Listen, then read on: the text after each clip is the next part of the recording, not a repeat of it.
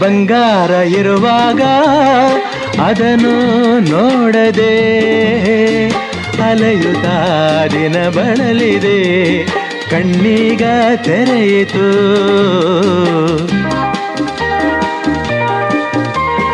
ಬಯಸಿದ ಸೌಭಾಗ್ಯ ಕೈ ಸೇರಿ ಹರುಷ ಮೂಡಿತು, ಒಲವಿನ ಲತೆ ಚಿಗುರಿತು, ಕನಸಿನ್ನು ಮುಗಿಯಿತು.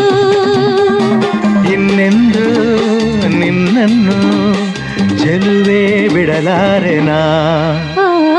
ಬಾಗಿಲಿಗೆ ಹೊಸಿಲಾಗಿ ತೋರಣದ ಹಸಿರಾಗಿ ಪೂಜಿಸುವ